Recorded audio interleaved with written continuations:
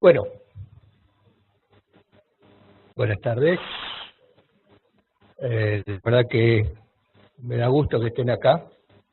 Vamos a ocupar este tiempo para desarrollar un único tema que lo hemos dividido en dos partes a los fines de que sea más accesible para ustedes y además para que no me tengan que soportar todo el tiempo.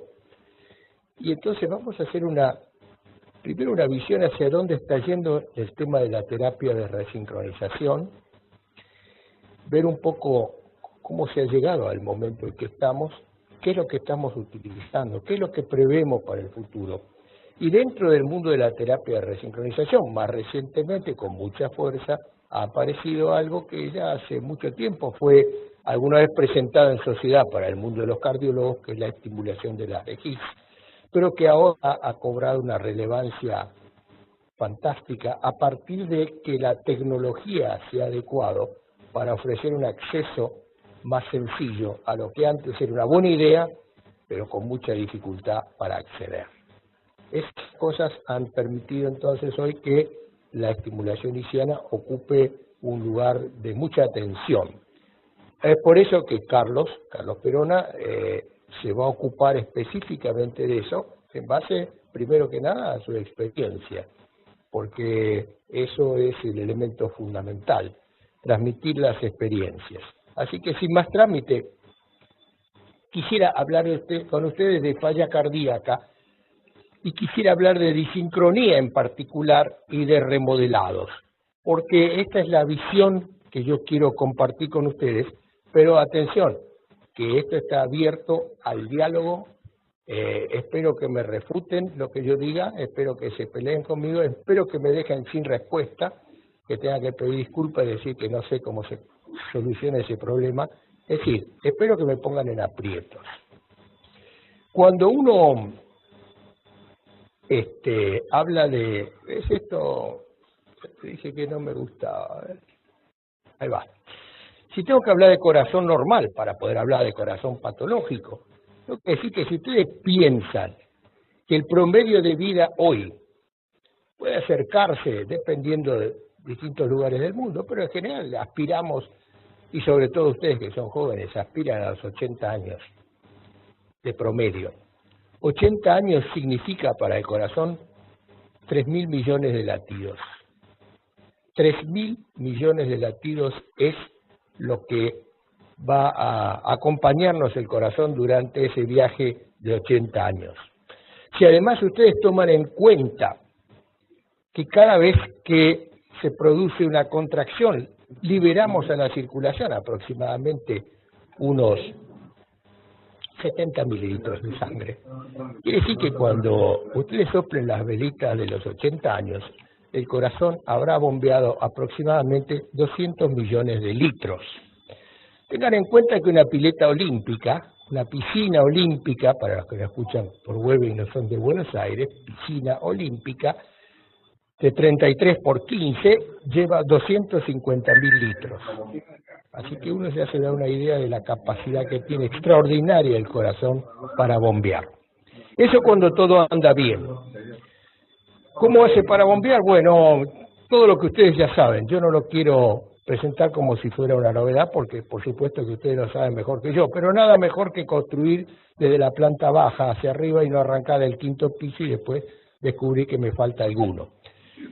Lo hacemos a través de modificaciones del volumen minuto, y ese volumen minuto va a depender fundamentalmente, como ustedes bien saben, de la frecuencia cardíaca y del volumen sistólico, y ese volumen sistólico en realidad va a estar determinado por factores múltiples que se podrían resumir en tres aspectos: la precarga, máxima llegada de sangre previo a la contracción; la poscarga, la impedancia al vaciamiento de la cavidad ventricular de turno, sea derecha o izquierda; y por supuesto la capacidad contráctil, donde el músculo tiene un rol fundamental para conseguir una contracción adecuada. Estos son los tres elementos.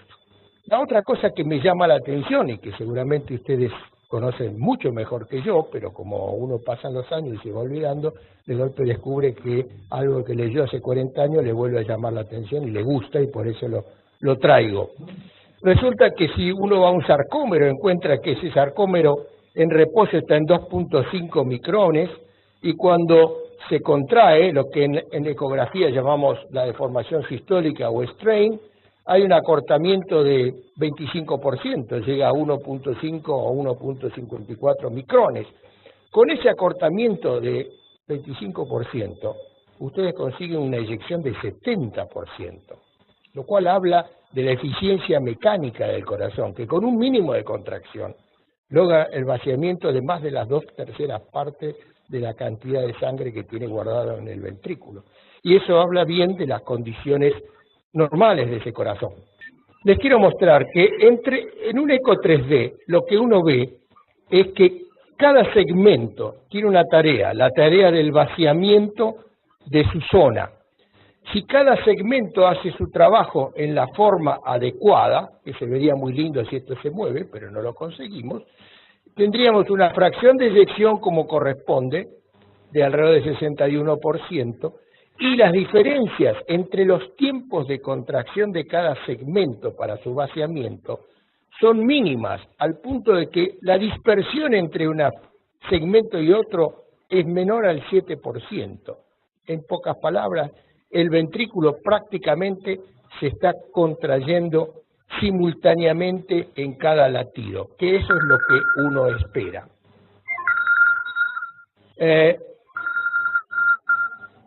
Por otra parte, existe a lo largo del ciclo cardíaco la necesidad de la regulación, una regulación que viene desde el lado autonómico, que ustedes conocen muy bien, y una regulación que viene local. El corazón aprovecha y se regula a sí mismo, a través de dos elementos que ustedes también conocen, igual que yo: la regulación heterométrica, a través de lo que conocemos como fenómeno o ley de Frank-Starling, la regulación homeométrica. Un ejemplo claro sería este: un individuo que tiene manejando un cierto volumen, tiene una extrasístole, con lo cual el volumen que aparece acá es sumamente pobre, y genera una pausa. En esta pausa, sin duda, el ventrículo se va a llenar más que durante el ciclo habitual, y de hecho eso ocurre, así que el siguiente latido va a tener un incremento en su volumen del 28%, significando que justamente que el estiramiento de la fibra, como conocemos todos muy bien a través de la ley de Frank-Starling, genera un latido con mayor volumen y después retorna a su volumen habitual. Y así que esta es una de las formas de autorregulación, y la otra es el aumento de la contractilidad cuando no hay cambios en la longitud de la fibra. Por ejemplo, si cargo algo, con lo cual aumenta mi resistencia periférica, pero no hay dilatación, estiramiento de la fibra. ¿Y cómo acomoda entonces ese aumento de la impedancia? Pues a través inmediatamente de la regulación autonómica, que le toma 2 o 3 latidos, aumenta la fuerza contráctil y vuelvo a liberar la misma cantidad de siempre de volumen, merced a esto que llamamos regulación homeométrica. Si todo eso anda bien, somos felices y decimos que el paciente tiene un corazón suficiente, como ocurre sin ninguna duda con todos ustedes. ¿Qué acontece cuando hay falla cardíaca?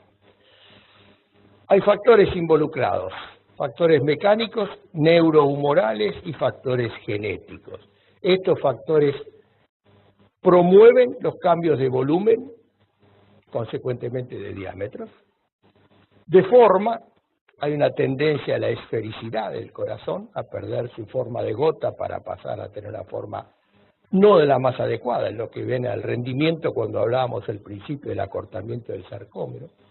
De la masa, porque crece la masa, y por supuesto de la función, que sin duda se va a deteriorar. Esto va a tener una época en la cual el paciente no va a estar enterado, será en el momento en que está asintomático, pero ya tiene un deterioro de la función ventricular, y con el tiempo va a pasar a tener síntomas. Mientras tanto, ¿qué va a pasar en el corazón? Bueno, van a existir una serie de cosas que van a estar regidas por el eje de renina-angiotensina-aldosterona, por la generación de un remodelado, es decir, que cambio la forma, cambio las características del corazón, por la aparición de hipertrofia que puede generar algunos elementos colaterales que yo no deseo, como la isquemia, la arritmia y los fenómenos de apoptosis que tienen que ver con elementos de orden genético. Estos cambios que se producen son los que hace el corazón, como todos ustedes bien saben mejor que yo, para tratar de controlar la falla cardíaca. También saben mejor que yo que estos recursos son recursos que aparecen ahora, pueden solventar la situación por un momento, pero después las cosas se van a poner difíciles en la medida que esta situación persista. Me hace acordar algo que me ha pasado reiteradamente en las veces que me casé, que han sido varias, que es que cuando alguien le hace tu mujer, usa la tarjeta de crédito, al principio no pasa nada, porque es lo mismo que acá, hay una regulación, no pasa nada, pero las cosas pasan a fin de mes cuando viene la cuenta de la tarjeta de crédito, acá es lo mismo. Esta regulación que hace el corazón para superar la dificultad de la insuficiencia cardíaca es comprar con tarjeta de crédito, al principio pareciera que no pasa nada y que está todo mejor porque uno lo controla con eso, sin embargo, a la postre el problema va a ser más difícil. Acá también podríamos ver qué es lo que sucede con el remodelado. El aumento de la masa tiene algún efecto beneficioso al principio, dado que la tensión parietal depende de la presión intracavitaria del radio y es dividido por el grosor. Y cuando aumenta la tensión parietal, aumenta el consumo de oxígeno. Entonces la hipertrofia genera una disminución, otra vez al principio, del consumo de oxígeno, ya que esto divide. Entonces uno podría decir que en esa circunstancia, al principio otra vez vuelve a ser favorecedor, pero a la postre va a ser un inconveniente. La pérdida de la geometría, la esfericidad, el estrés parietal, todas estas cosas van a suceder. Y quiero pasar entonces al... ¿Vas a pasar el siguiente? Tengan idea ustedes que cuando hablamos de todos esos cambios, repercuten fundamentalmente, esencialmente sobre el ventrículo izquierdo, porque el verdadero motor, impulsor, es el ventrículo izquierdo. Fíjense que en una geometría normal del corazón, la masa ventricular izquierda es el 75% de toda la masa ventricular. Cuando el paciente tiene hipertrofia concéntrica, fíjense que aumenta la masa ventricular, como ya lo podemos prever, y trepa casi hasta el 86-87% corresponde todo al ventrículo izquierdo. Y si se dilata, estadio de dilatación, todavía esa masa ventricular va a corresponder, pero largamente, 75% al ventrículo izquierdo. De ahí nace una expresión mía que es la de decir, cuando una mujer te quiere, tenés que preguntarle si dice te amo, le tenés que preguntar si te ama con todo el corazón y si incluye el ventrículo izquierdo. Porque si te amo con todo mi corazón, incluye el ventrículo izquierdo. Si te dice que sí, le puedes decir que el resto se lo lleve, porque en realidad 75% del corazón corresponde a lo que importa, que es el ventrículo izquierdo. Y este es el que se remodela fundamentalmente y este es el que me va a traer mis problemas. Si vuelvo a esta fórmula inicial, ya sabemos que vamos a trabajar ahora ya en el ámbito de la terapéutica. Necesitamos corregir estos excesos del organismo para tratar de controlar la insuficiencia cardíaca, porque como decíamos hace unos minutos, va a ser algo que a la postre nos va a costar caro. Y lo controlamos con lo que ustedes hacen todos los días, así que yo no descubro nada. Diuréticos para la precarga, vasodilatadores para el manejo de poscarga, en las formas crónicas, la contractilidad a través de los beta bloqueadores y los inotrópicos en estadios agudos, puede ser que también tenga que recurrir a ellos para actuar sobre la contractilidad. Todo esto es así y uno puede esperar una buena evolución si a todo esto vemos que además se acompaña de un corazón sincrónico, cosa que no siempre ocurre. Cuando al cuadro de insuficiencia cardíaca se le agrega, entre los otros factores, un factor muy particular, que es la disincronía, ahí las cosas se ponen distintas. Ahora, cuando ustedes hacen un tratamiento a un paciente con insuficiencia cardíaca, hay dos cosas que seguramente ustedes se preguntan, porque son las que yo me he preguntado durante 45 años. Primero es, ¿cómo puedo establecer fehacientemente que el paciente mejora? Porque yo sé que muchas de las cosas subjetivas que me dice el paciente tienen un valor relativo. Me dice, sí, tengo menos fatiga, me alegro por él. Tengo menos almohadas para dormir, me encanta. Me levanto menos de noche a orinar, buenísima noticia. Pero eso no hace más que al día de hoy. Entonces yo lo que quiero saber es qué va a pasar en el futuro, no solamente que en el día de hoy. ¿Y cómo puedo hacer un pronóstico en relación al futuro? Yo creo que hay dos aspectos que me interesan. El primero es el remodelado reverso, tanto cardíaco como vascular, producto del tratamiento. Esa es la única cosa que me va a decir que el paciente va a andar bien. Todo lo demás, bienvenido sea, pero no me asegura el futuro. El futuro me lo asegura que el paciente tenga un remodelado reverso, lo cual significa que va a disminuir su masa ventricular, va a disminuir sus diámetros, va a manejar menores volúmenes y va a recuperar como consecuencia la función ventricular expresada, si ustedes quieren, en la fracción de eyección. Y si hubiera disincronía, por supuesto la tengo que corregir, porque sin esa corrección de la disincronía, toda la otra estructura de tratamiento me va a rendir muchísimo menos o sencillamente no me va a rendir.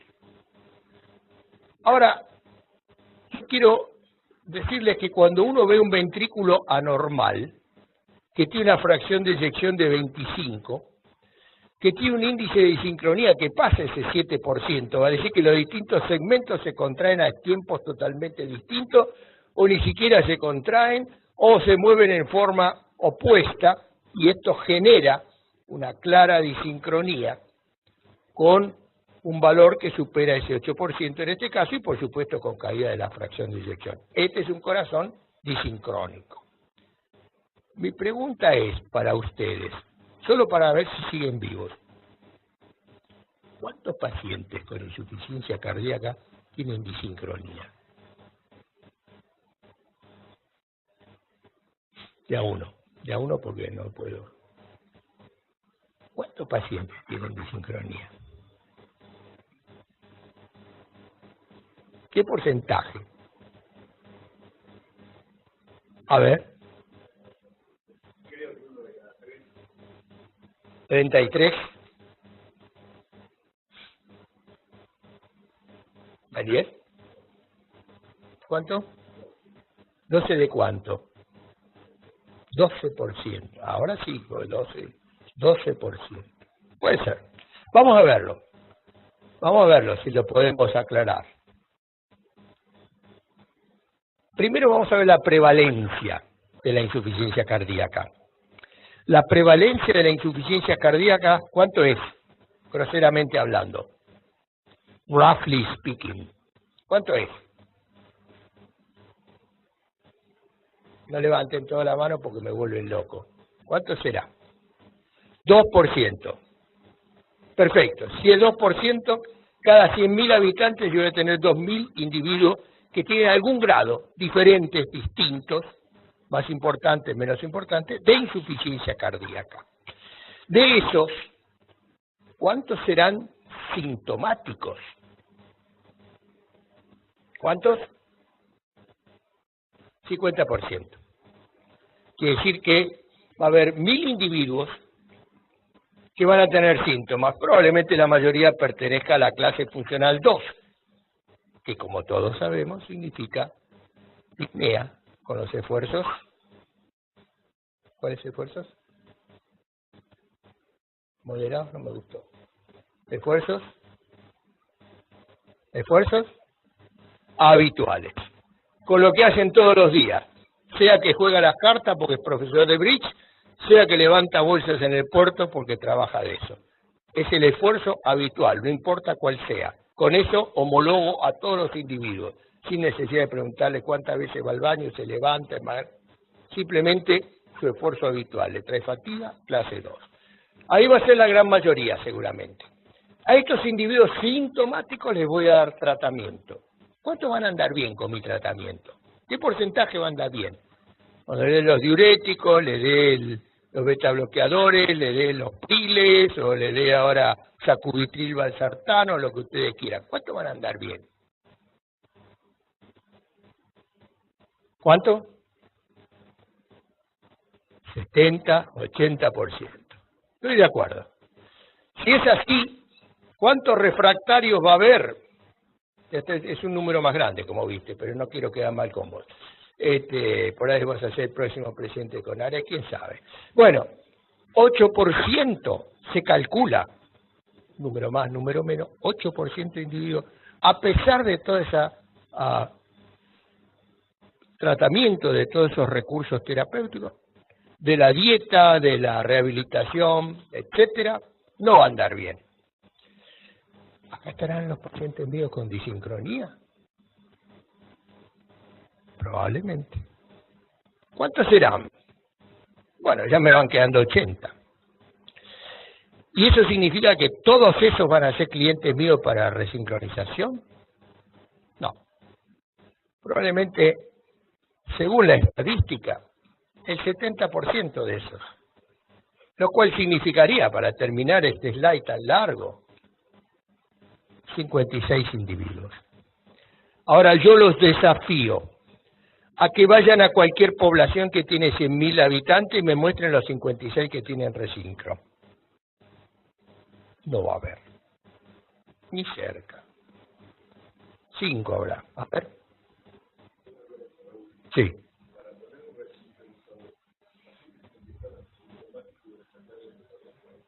El paciente tiene que estar sintomático y refractario al tratamiento. Sí.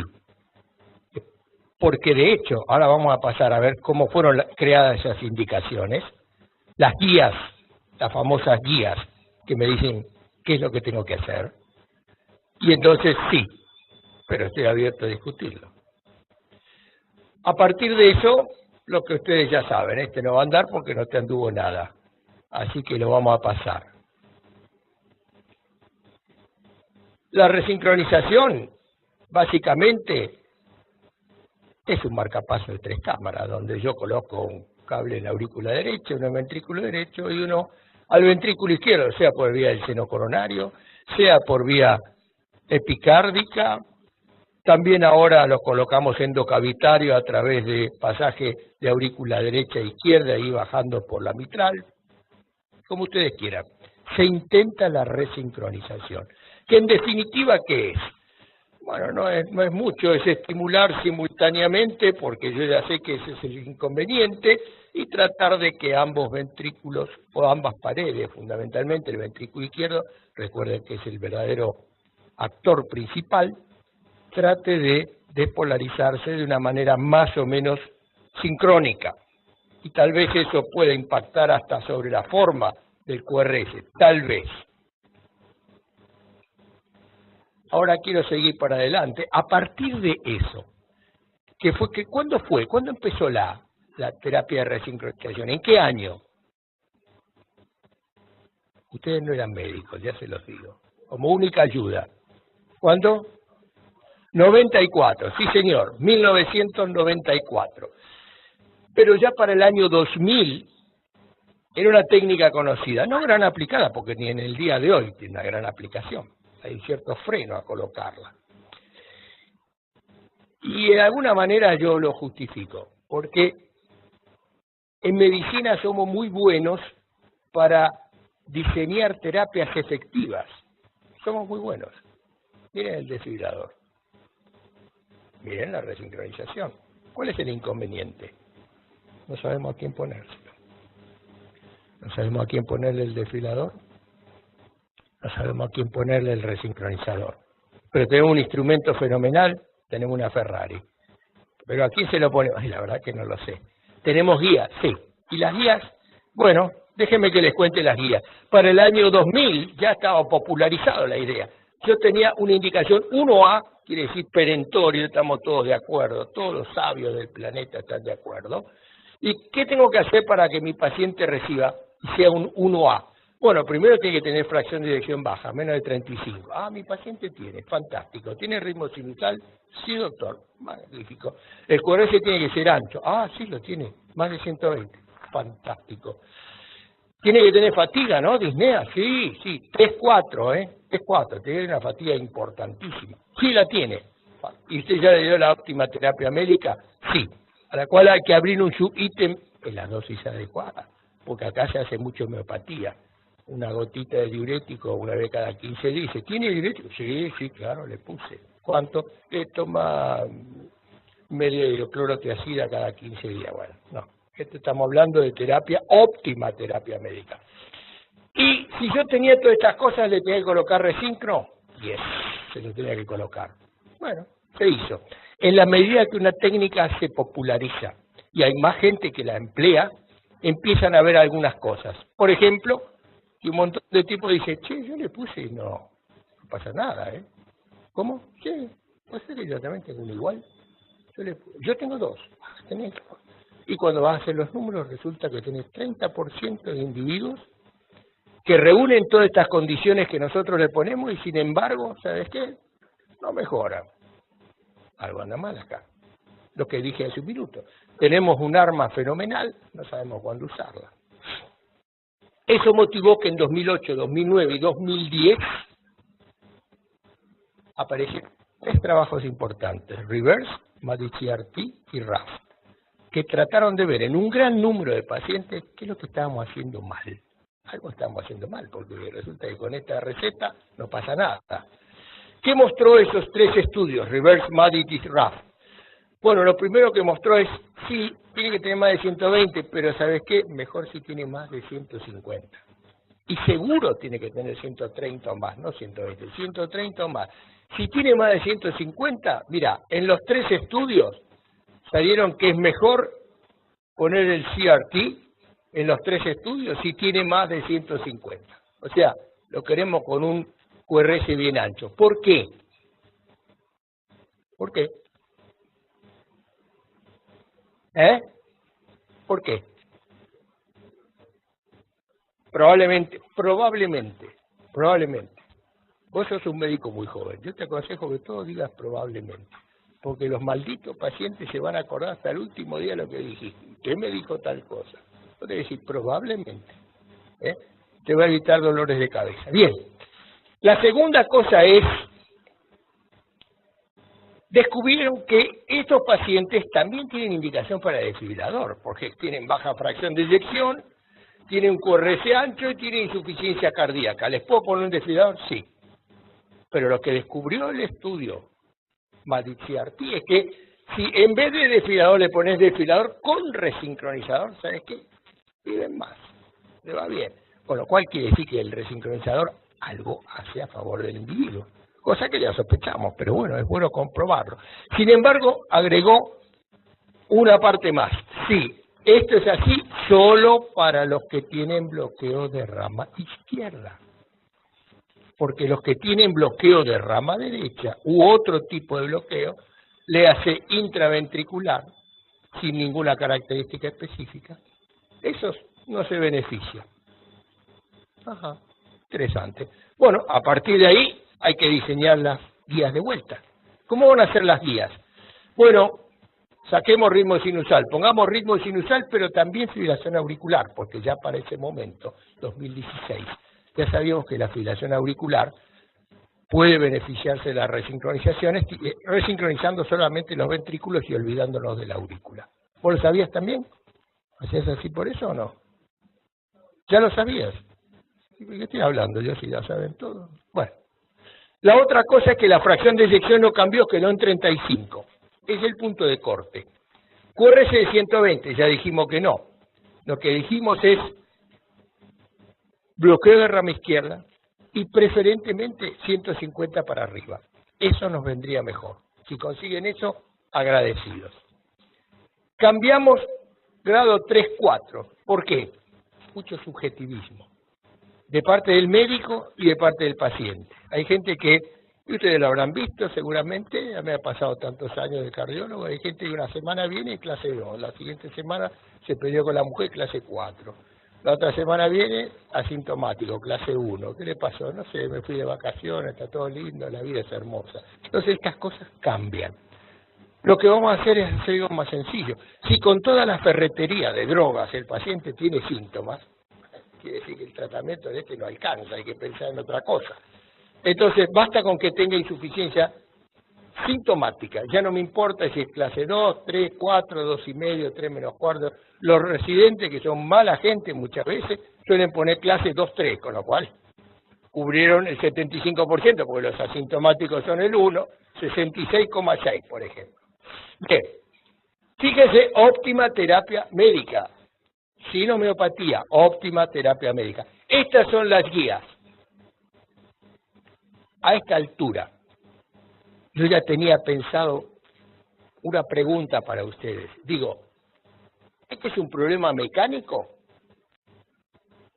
o eléctrico? Porque tanto hablamos de disincronía. ¿Es mecánico o eléctrico el problema? Y no me digan eléctrico y mecánico. Obvio que no va a poder ser, no va a ser aceptado eso. ¿Qué es la disincronía? ¿Qué es lo disincrónico? ¿Lo eléctrico o lo mecánico? Ajá. A ver, ¿lo qué? ¿Mecánico? Las mujeres suelen tener más sentido que el hombre. A ver. ¿Eléctrico o mecánico? Eléctrico. Una escuela. Eléctrico, mecánico. Allá. Mecánico. ¿Pero tiraste la moneda o lo crees? Íntimamente lo crees. Ok. Caballero. No. Ya te dije que eso está prohibido. Eléctrico. ¿Doc? Me gustó.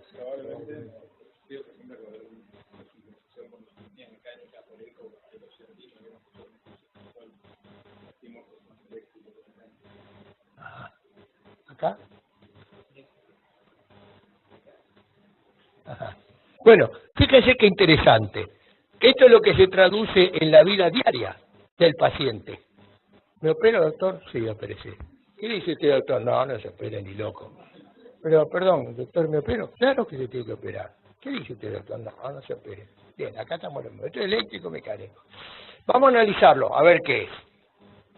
En primer lugar, los ecos muestran que las paredes se mueven asincrónicas, ¿verdad? ¿Hasta ahí estamos de acuerdo? ¿Consienten en eso? Entonces, después vamos a analizar si hay algo eléctrico, pero mecánicamente ocurre algo, el corazón se contrae mal porque una pared va cuando la otra viene. Así que mecánico no lo puedo negar, acá hay algo mecánico. Que el provocador de lo mecánico sea lo eléctrico, ese es otro tema. ¿Es posible? ¿Es culpable? Muchas veces es culpable lo eléctrico. Tengo bloqueo de rama, hay una demora eléctrica, y esa demora eléctrica genera una disincronía mecánica. Entonces el problema se inicia como eléctrico, pero no es una disincronía eléctrica, no existe la disincronía eléctrica. Lo que existe es que en vez de ir por 2 cables va por 1. Hay una demora eléctrica. La consecuencia es algo mecánico. ¿Están conmigo? ¿Pueden disentir? ¿Acá hay cuchillos? Sí, a ver, acá podemos diferir esto a los gauchos lo podemos. Entonces, este es un problema mecánico. ¿Qué es un problema mecánico? Yo me pregunto, ¿qué hacemos mirando el electro todo el día? Si es un problema mecánico, ¿por qué no miramos algo mecánico, no? Si es mecánico, miremos lo mecánico. Quiere decir que, ¿por qué no usamos una medición de la actividad mecánica para descubrir quién necesita terapia de resincronización? ¿No sería más lógico? ¿Qué dicen? ¿Les parece muy loco? ¿Les parece adecuado? Posiblemente sería adecuado. Muy bien. Les voy a decir una cosa. En el año 2008, en Circulation, se publicó este famosísimo trabajo denominado Prospect. ¿Qué quería demostrar el Prospect? Que mediante el estudio ecocardiográfico de esos ventrículos íbamos a poder predecir quiénes se iban a beneficiar de la terapia de resincronización. Justamente querían prescindir del electro, es decir, vamos a mirar el músculo. Este músculo se mueve mal, acá está, este es el que le va a ir bien. Se hizo, miren, había centros en Hong Kong, el doctor Tupac Lau, había centros en Europa, había centros en Estados Unidos, worldwide, todo el planeta participó de este estudio, multicéntrico. Resultados, ya lo están leyendo, modesta sensibilidad y especificidad, pero muy importante, no hubo un solo parámetro ecocardiográfico que me permitiera predecir quién se beneficia con la terapia de resincronización. Ipso facto, como se dice en latín, los electrofisiólogos dijeron, mira muchachos, el negocio vuelve para mí, yo hago el estudio electrofisiológico y te digo a quién se lo colocamos y a quién no. Y entonces salió este estudio que tuvo muchos errores, que tuvo muchas fallas en su diseño, etcétera, y que probablemente influyó en el resultado malo. Por otra parte, no había 3D, no había speckle tracking, no había las cosas que tenemos ahora. Por lo tanto, en esa época no funcionó. Vamos a ver qué pasa en el futuro. Entonces, ahora, ¿qué tan confiable es el electrocardiograma? Porque ahora ya me saqué el eco de encima. Ahora voy por el electro, que además está en las guías. Las guías son las que me están diciendo. Muy bien. Entonces, ahora yo les pregunto a ustedes, ¿qué tan confiable es el electrocardiograma para decirme quién amerita recibir un resincronizador? ¿Qué les parece? Muy confiable, confiable, poco confiable, nada confiable. Cuanto más ancho EQRS, más confiable. Bueno, me lo anoto. Es un punto, me parece interesante. ¿Qué más? Los demás. He notado entre ustedes que hay algunos que tienen una fascia de expresión, porque la inteligencia se las noto, pero no pueden emitir palabras. Es una enfermedad neuropática que puede ser corregible en algunos casos. Yo creo que con ustedes estoy seguro que es corregible, porque no escucho a todos dar la opinión. Muy confiable, confiable, poco confiable, nada confiable. Ok, vamos a ver qué tal nos va. Si yo les muestro esto, es un bloqueo de rama izquierda, y acá tengo un mapa electroanatómico donde los colores oscuros, concretamente el azul, está mostrando donde hay más demora. Uno lo mira y dice, perfecto, tiene bloqueo de rama izquierda, como me pedía el MADIT, tiene QRS ancho, bien ancho, y tiene una demora en la cara lateral. Claro, porque la despolarización va desde el ventrículo derecho a la izquierda y la última parte de la izquierda de la cara lateral. Me cierra perfecto. Este es un paciente que tendría que ir bien con resincronización. Si les muestro esto, ustedes van a decir, este es un paciente que tiene bloqueo de rama derecha, con una S pequeña en D1, con RS' en B1, y con un eje a la izquierda, lo que me hace suponer que tal vez tenga algún compromiso del fascículo anterior superior. ¿Están de acuerdo conmigo? El que no, que levante un pie. Bien, están todos de acuerdo conmigo. Ahora, fíjense que le hago el eco, y en el eco analizo la disincronía radial. Veo cómo se contrae el septum, y veo que 293 milisegundos después se contrae la pared posterior, cuando el valor máximo en la disincronía radial es, ¿me escuchó? Es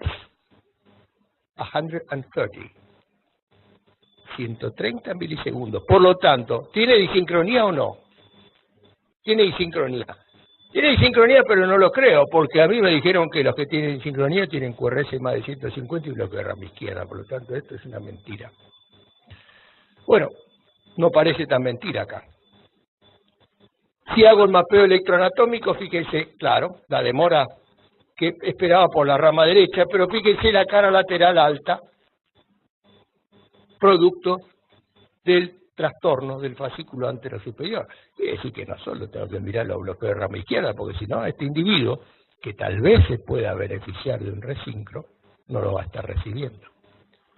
Entonces, ¿no es tan confiable el electro? No lo sé, vamos a seguir mirando. Si les muestro este trazado,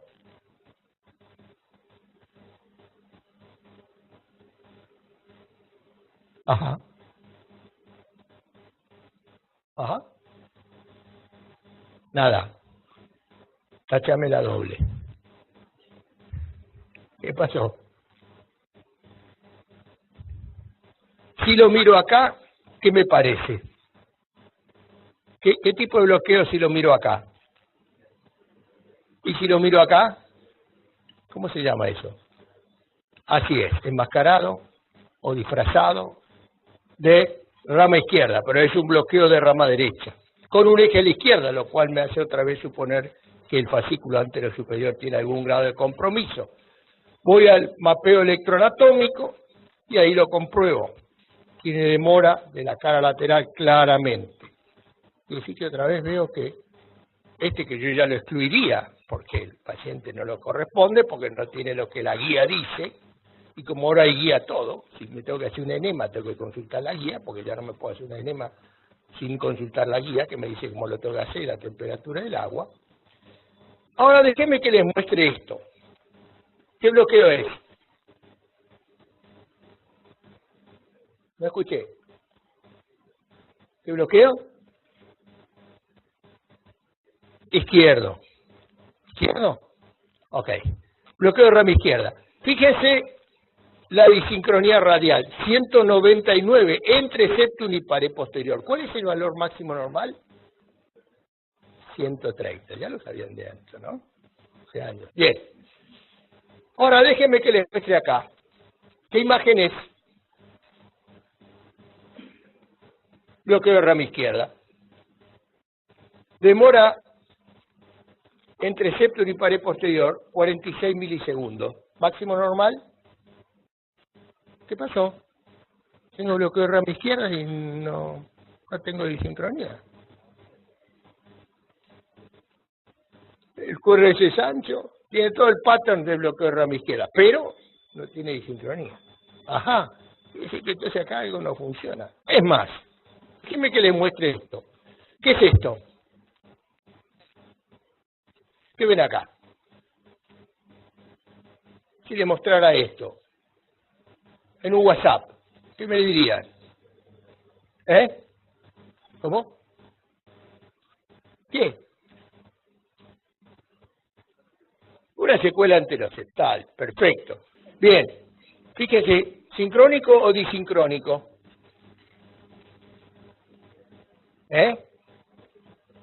¿Sincrónico? ¿A vos te parece que este segmento que va para abajo acá, mientras este segmento que va para arriba acá, es algo sincrónico?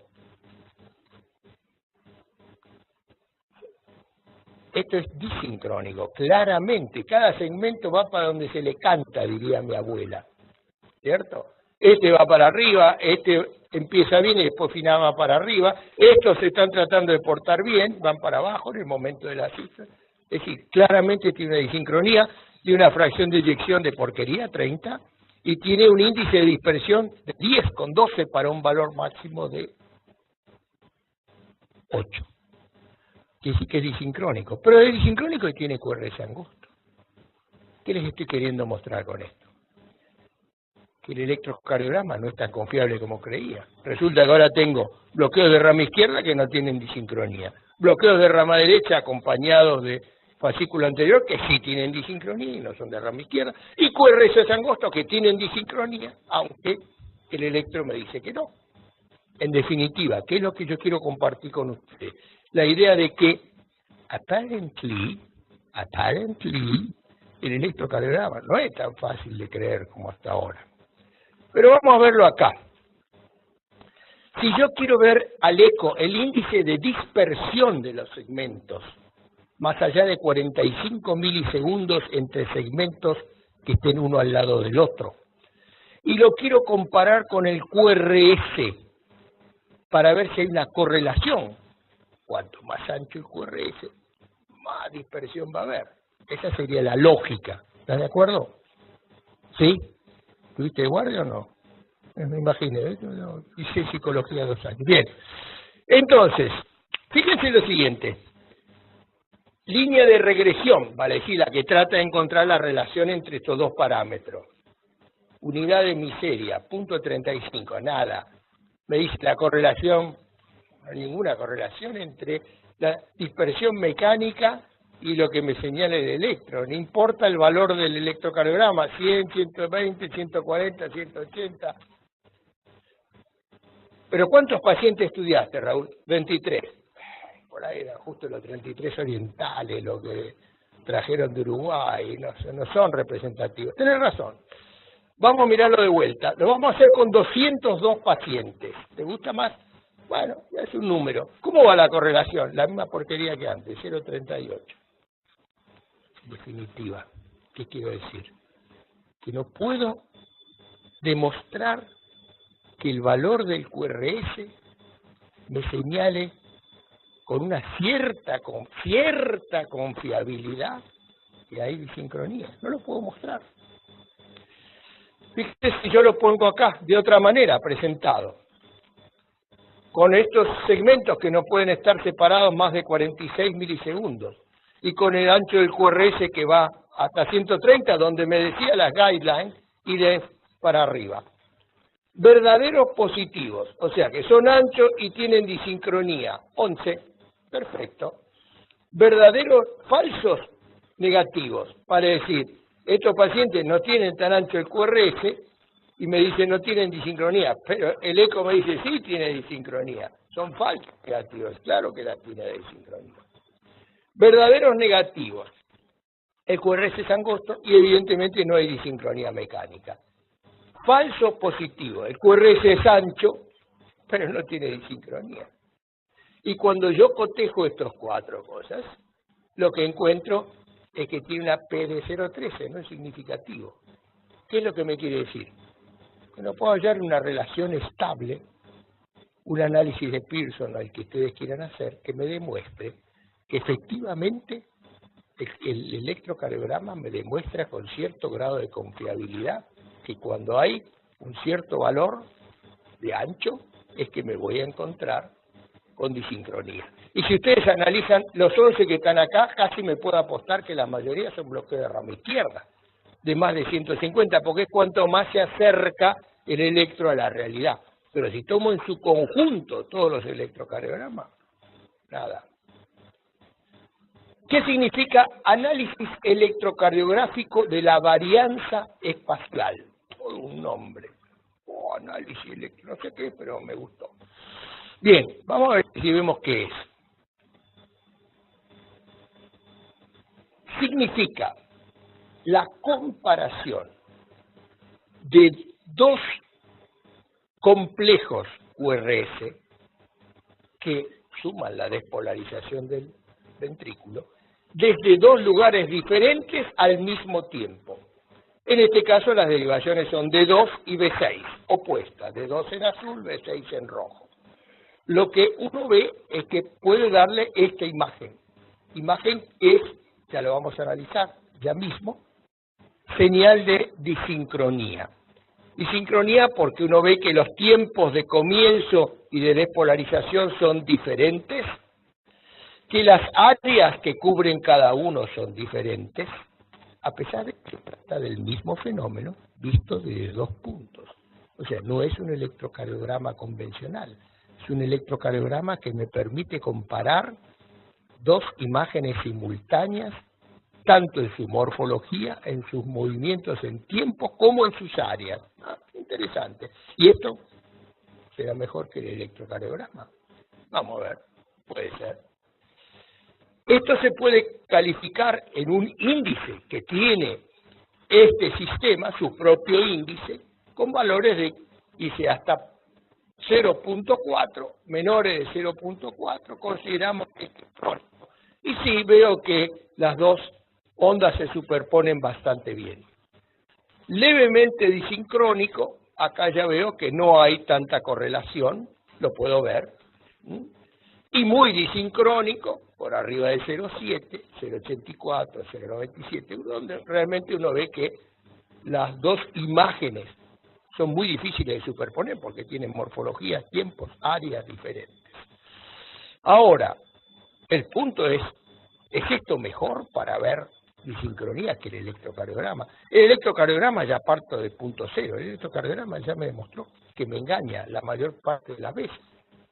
Hago el mismo juego que hicimos antes y veo cuántos verdaderos positivos hay a partir de los 46 milisegundos que separan dos fibras contiguas y a partir del 0.4 que consideré para la escala de este sistema de análisis de varianza el máximo normal. Y veo que hay verdaderos positivos 14, falsos negativos hay 6, falsos positivos hay 4 y verdaderos negativos hay 9.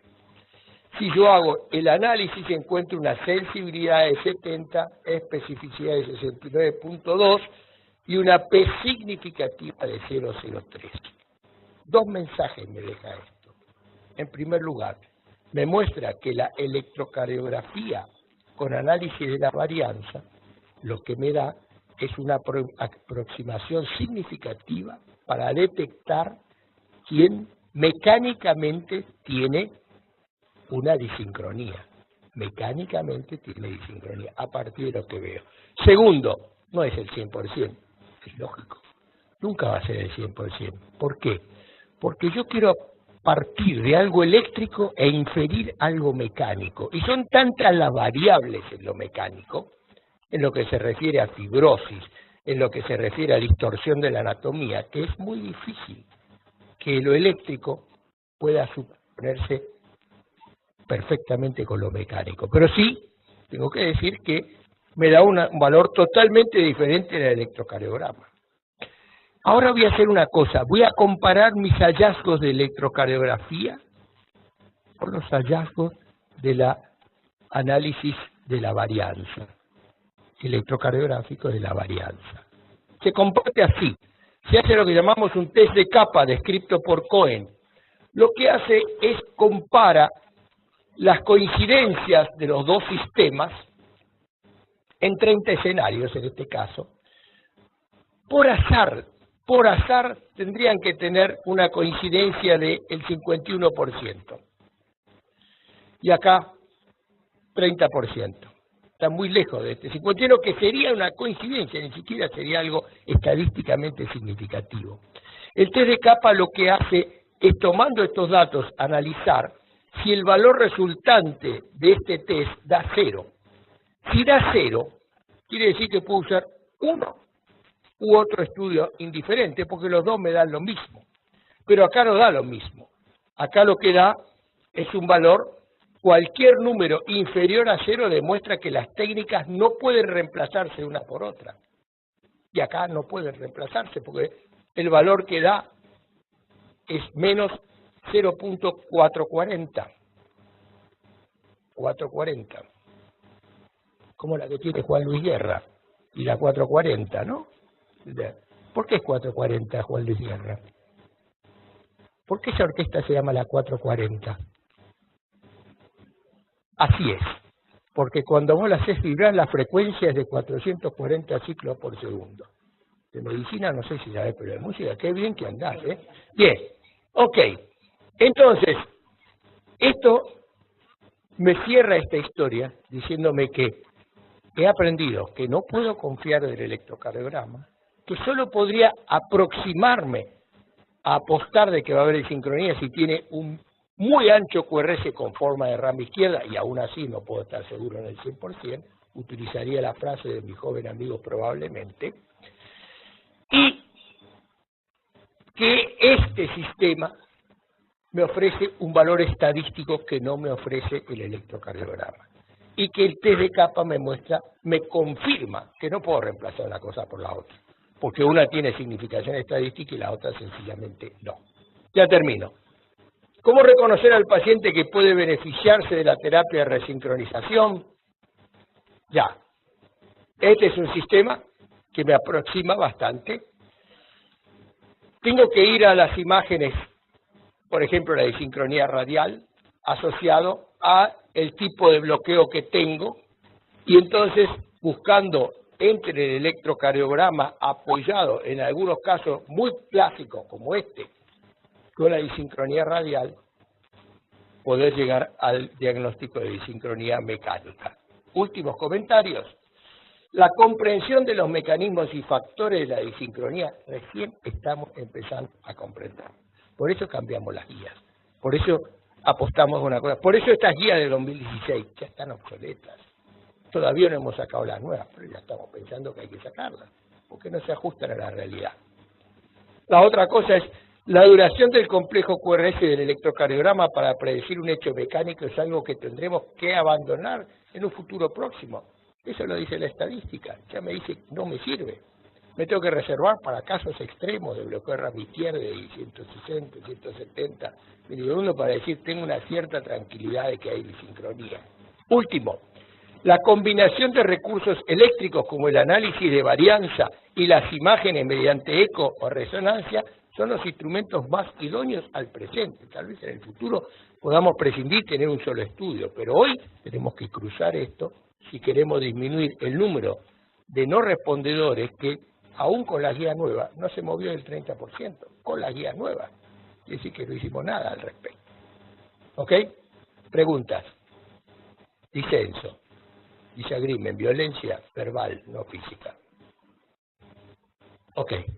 Muchas gracias. Terminamos acá.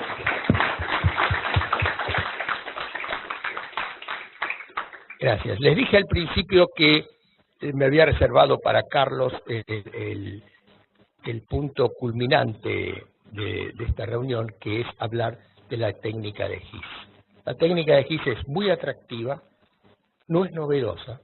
En 1976 ya había sido descrita la posibilidad de reconstituir la conducción. Y es otra manera de resincronizar, muy distinta a la de terapia de resincronización clásica con 3 electrodos como le mostré, porque esa no ocupa la restauración del sistema de conducción, se contenta con estimular la parte atrasada, que es la cara lateral izquierda, en los casos en que esta cara está afectada, para resincronizar. En cambio, el objetivo de la estimulación inicial es mucho más noble, está buscando apoderarse del sistema de conducción y volverlo a hacer funcionar. Y ese es el desafío. Y ese desafío, acá mi amigo Carlos es el que más sabe, así que ya les paso.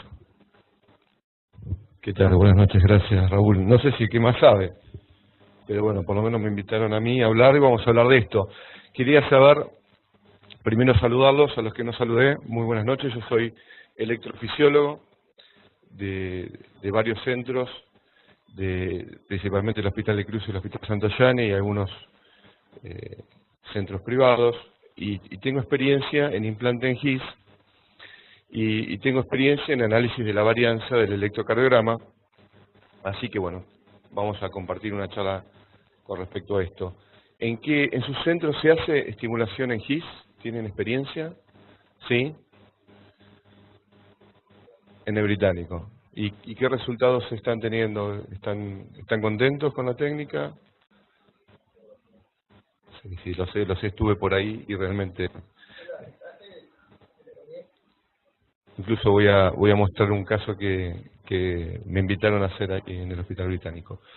Bueno, para hablar un poquito de estimulación inicial tenemos que estar todos de acuerdo en lo que es el sistema His-Purkinje y dónde está.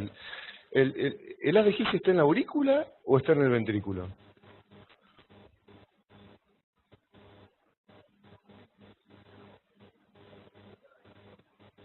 Excelente, excelente. Tenemos una porción en la aurícula que se continúa con el nodo auriculoventricular, pasa el trígono fibroso y se convierte, luego de un corto trayecto, en las 2 semiramas.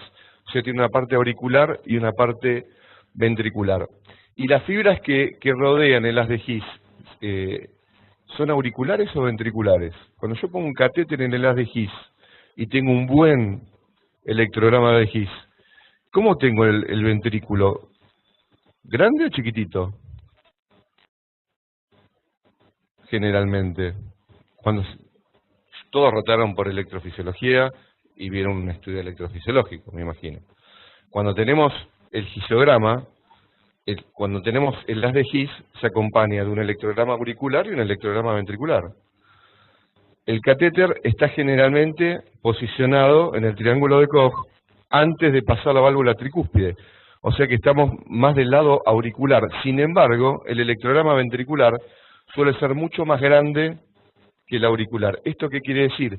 Que tenemos fibras de músculo cardíaco en la aurícula. Y eso va a ser muy importante en la estimulación isquiana, y ya van a ver por qué.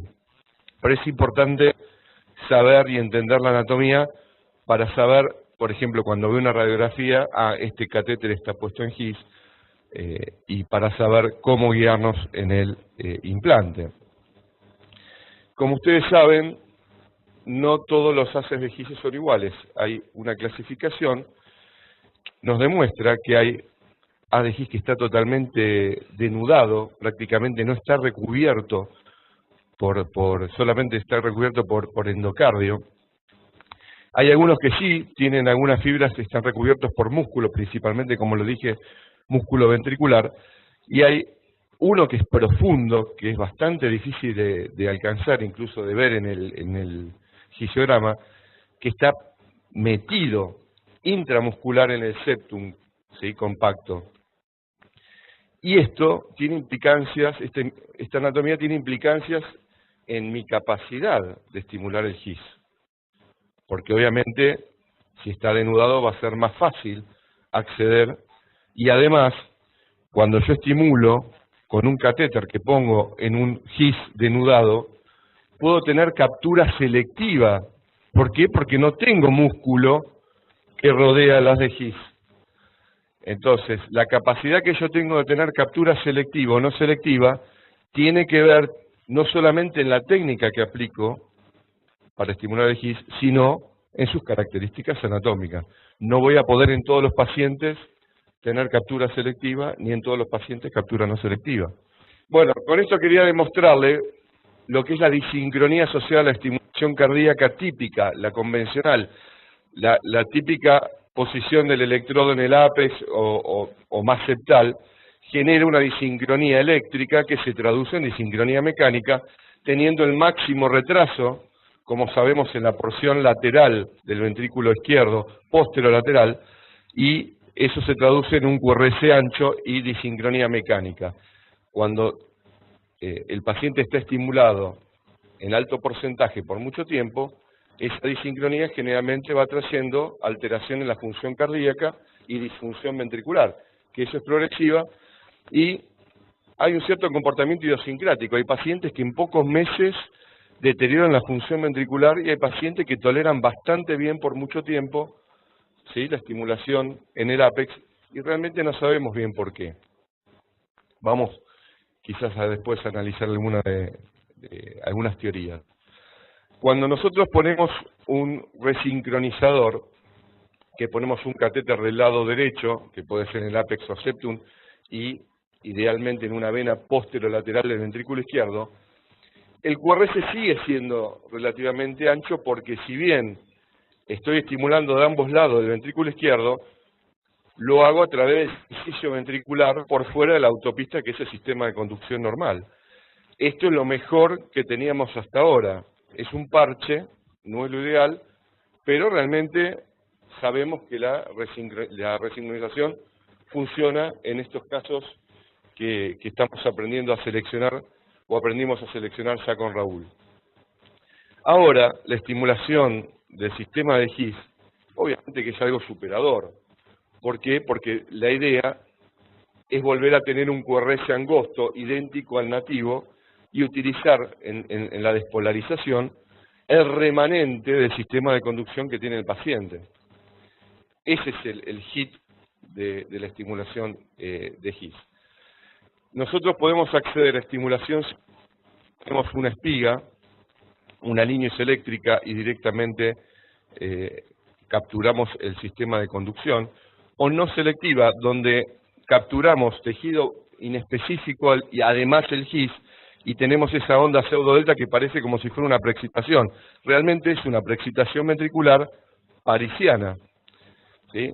Les quiero decir que cualquiera de las dos es excelente desde el punto de vista hemodinámico, desde el punto de vista sincrónico, y realmente la captura no selectiva incluso me da un plus de seguridad, porque si en algún momento aumenta el umbral de la captura del GIS, yo tengo la captura del ventrículo que me hace de backup. Nosotros generalmente, por más que este quede muy lindo para mostrar, esto es lo que buscamos, captura no selectiva, para poder tener el backup del ventrículo. Bueno, una lástima no se ven los videos, pero ustedes se lo imaginarán. Ahora, si yo les digo, si le tengo que poner un marcapasos, ¿prefieren que se lo pongan en GIS o en el APE del ventrículo derecho? Levanten la mano en GIS. 3. Levanten la mano en ventrículo derecho. Ninguno. ¿Y el resto? Puede ser, ¿no, Raúl? Vos tenés un estudio con respecto a eso. Está leído mío, ok. Bien, no hay que convencer a nadie que es ideal tener un marcapasos GIS, pero ¿por qué no se ha ampliado el uso de esta técnica? Bueno, probablemente muchos de estos ítems tienen que ver porque es más difícil, porque técnicamente es más demandante, porque hay pocas herramientas, ¿sí? Y una técnica que yo hacía en 15, 20 minutos, probablemente me lleve 1 hora, 1 hora y 20. Y además, esta es una de las objeciones más frecuentes. ¿Y si tengo un bloqueo infrisiano y yo le estoy estimulando el GIS, me voy a quedar a pata? ¿Voy a poder lograr la estimulación y la captura de QRS angosto en bloqueos infrisianos? No, obviamente no. Pero ¿qué tan frecuentes son los bloqueos infrisianos en los pacientes que son candidatos a la estimulación cardíaca? Bueno, como dijo Raúl, esto no es algo nuevo. La primera publicación de varios pacientes se hizo en el año 2000, pero eran pacientes que tenían QRS angosto, porque en ese momento se pensaba que solamente uno podía obtener un QRS nativo solamente en pacientes con QRS angosto. Entonces le ponían un catéter de electrofisiología, estimulaban, y si el paciente tenía un QRS angosto, a ese paciente le ponían un catéter convencional en el haz de GIS y le hacían la ablación del nódulo AB para tratar pacientes con fibrilación auricular, ¿sí?, de alta respuesta. Con esta técnica tuvieron el 66% de éxito de captura de GIS. Es altísimo. 66% con catéteres convencionales es altísimo. No en mis manos, seguramente no en mis manos. ¿Por qué? Porque realmente es muy limitada la capacidad de maniobrar este catéter con el estilete, con el alambrecito que vamos doblando. Entonces, esto quedó en el plano más experimental, de centros muy seleccionados, ¿sí? Entonces, costó arrancar a la técnica. Luego, avanzamos en lo que es el concepto de disociación longitudinal, que obviamente no se ve el video, pero de alguna manera entendimos que los haces están predestinados desde el nódulo AB hasta el final de la rama. Los haces que iban a ir a la rama izquierda, ya desde el nódulo AB, están seleccionados para la rama izquierda, y lo de la rama derecha están destinados a la rama derecha. Y no hay impulsamiento de haces. Entonces, si yo tengo un stop en la rama izquierda, puede estar preservada la rama derecha a nivel proximal. Como sucede en la mayoría de los pacientes, los bloqueos son proximales. Entonces, si yo pongo un catéter cerca de la lesión o encima de la lesión y le pongo alta energía, puedo reclutar la rama izquierda, en este caso, más allá del sitio de la lesión. Eso es el concepto de disociación longitudinal. Y eso lo entendimos realmente hace pocos años. Y eso le dio un avance a la técnica. Fíjense ustedes la cantidad de estudios publicados en los últimos años y fíjense en el nivel de éxito. Esto cuando se utilizaban los catéteres convencionales y esto cuando se utilizan los catéteres dedicados, específicos para la GIS. Entonces, aprendimos un poco más, aprendimos que la mayoría son proximales, aprendimos que tenemos herramientas que la podemos utilizar específicamente, y entonces se hizo una técnica de amplia difusión. Y ahí empezaron a haber muchos centros que aportaron su experiencia en estimulación de His. Fíjense ustedes que ya del 2005 al 2015 hay muchísimas publicaciones. Y los últimos 5 años, en todos los congresos, no se habla de otra cosa que de estimulación en His, cuando son congresos de estimulación cardíaca. Es la vedette de la actualidad. Bien. Entonces, para entender la capacidad que tenemos de capturar el His, tenemos que entender que tiene que ver con la posición del electrodo, proximal o distal a la lesión, y la cantidad de energía, porque muchas veces, por más que el electrodo esté puesto proximal a la lesión, podemos hacer un verdadero bypass eléctrico aplicando un halo de alta energía, y de esa manera lograr capturar más allá de la lesión. Y eso, hay varias explicaciones posibles. Puede ser a través de la captura del ventrículo circundante que hace de bypass eléctrico, puede ser que realmente ponga el catéter directamente después del stop eléctrico, o puede ser que lo ponga en el ventrículo y en forma retrógrada capturo el sistema de conducción remanente. Hay varias teorías, pero lo que sé que la gran mayoría de los pacientes, hoy por hoy se habla más del 85-90% de los pacientes, con bloqueo puedo acceder a un QRS angosto. Y acá le voy mostrando algunos casos. Acá tengo un paciente con un rama izquierdo con 168 milisegundos y después con estimulación hisiana accedemos a un QRS angosto de 110 milisegundos. ¿Esto les parece captura selectiva o no selectiva? A ver, arrimen ahí el ojo. No selectiva, tiene onda delta, exactamente. Esto es ideal, ideal. Acá lo que tenemos es un QRS idéntico al nativo, pero fíjese que hay línea eléctrica entre la espiga y el QRS. Incluso si lo medimos es un cuadradito, lo que mide un HB normal, 40 milisegundos. Esto es un típico electro de captura selectiva de las de His. Como les dije, este es un fenómeno que tiene que ver con la posición del electrodo y la cantidad de energía que yo le aplico. Fíjense ustedes cómo cuando voy bajando la energía, voy perdiendo la capacidad de reclutar eléctricamente a... reclutar eléctricamente a ciertas estructuras. Entonces no voy a tener un solo umbral de captura. En este caso yo tengo estimulación no selectiva con captura de His, voy bajando el voltaje. ¿Qué pasó acá? ¿Qué perdí? ¿Qué es esto? B1. Un bloqueo de rama derecha. O sea, al bajar la energía, ese halo eléctrico que hice perdió la captura de la rama derecha. Y cuando sigo bajando, acá pierdo la captura del His y tengo captura solamente del ventrículo. Entonces yo tengo que anotar todos estos umbrales. ¿Sí? No selectiva, pérdida de rama derecha, pérdida de His, y después tengo que seguir bajando hasta ver cuándo pierdo la captura del ventrículo. ¿Sí? Todas esas cosas yo me tengo que dar cuenta en el momento del implante y tomar la decisión si dejo el catéter ahí o lo pongo en otro lado, y además con qué energía de salida voy a dejar el marcapasos programado. Ahora bien, ¿cómo se hace un implante en His? Este video es muy lindo porque muestra que el catéter queda del lado auricular, no pasa a la válvula tricúspide, lo cual también es atractivo. Está muy de moda la insuficiencia tricúspide y todos los problemas que trae. Entonces, pacientes con válvulas mecánicas o insuficiencia tricúspide, el implante en His podría ser una solución.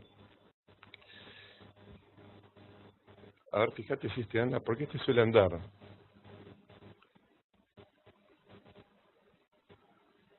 Tampoco, bueno, es una pena. Esto muestra cómo hacemos el implante en His. Tenemos que punzar como cualquier acceso vascular, avanzamos por técnica de Stedinger una vaina, por esa vaina avanzamos un electrodo, esa vaina tiene una doble forma que enfrenta el catéter directamente al septum, giramos el electrodo porque viene con el screw expuesto, se fija y ahí medimos umbrales. Y vamos mapeando cuál es el mejor lugar y vamos midiendo. Esa es básicamente la técnica. Bueno, vamos a lo que nos interesa como cardiólogos clínicos. ¿A qué pacientes uno le podría ofrecer esta técnica de implante en GIS? ¿A todos los pacientes de marcapasos convencionales? ¿Pacientes que tienen valvulopatías corregidas? ¿Pacientes para Blade and Pace con FA? ¿Como alternativa a la resincronización? ¿A todos? Bueno, un poquito vamos a hablar de cada uno de este grupo de pacientes y cómo nos puede llegar a ir.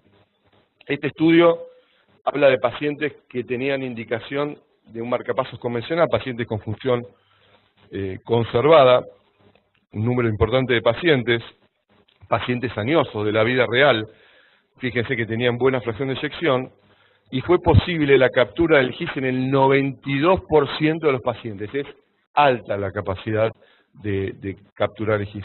Y fíjense ustedes la diferencia que le saca con respecto a muerte, hospitalización o necesidad de upgrade a resincronizador con respecto a la estimulación convencional en el ventrículo derecho. Esto es significativo. Cuanto más tiempo de estimulación, mejor le da el GIS. Y obviamente la diferencia solo se evidenció en pacientes que tienen más del 20% de estimulación. Ventajas, obviamente, GIS te saca si tenés que estimular. Pacientes que no tenés que estimular, no tiene sentido el implante en GIS. Fíjense ustedes, este es un paciente de 67 años con un bloqueo 2.1 que tenía un QRS basal angosto. Fíjense, una P bloqueada. Y este es el paciente ideal, porque si tengo un QRS angosto previo, estoy seguro que tengo el GIS distal que lo puedo llegar a reclutar. Y en este caso, el paciente vuelve a tener conducción 1 a 1 con un QRS sincrónico y angosto. En este caso, el umbral fue de 1.5 con 1 de ancho. Eso es un umbral relativamente más alto que los habituales, pero un umbral aceptable. Este es un caso del Hospital Británico, que me invitaron a participar, en un paciente de 74 años que no tenía cardiopatía estructural, tenía ciertas pausas.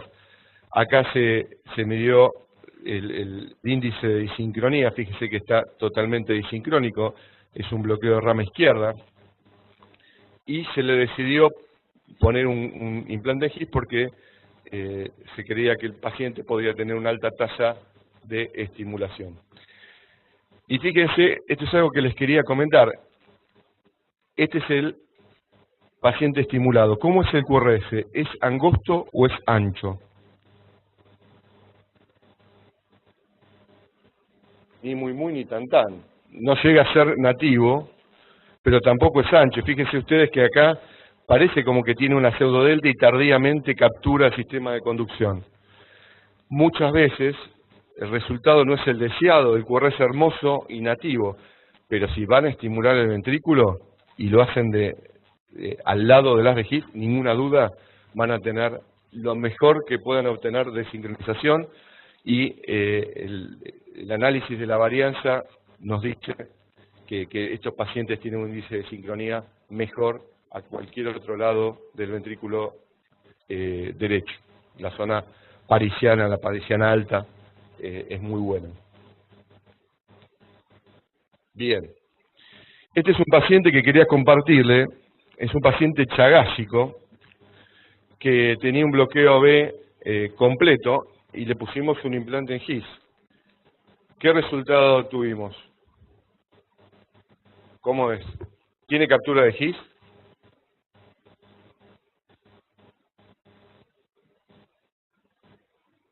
Vamos, se ve hermoso. Acá hay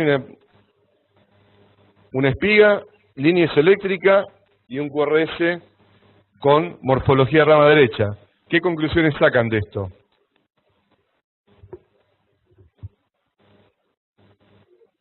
Es selectivo y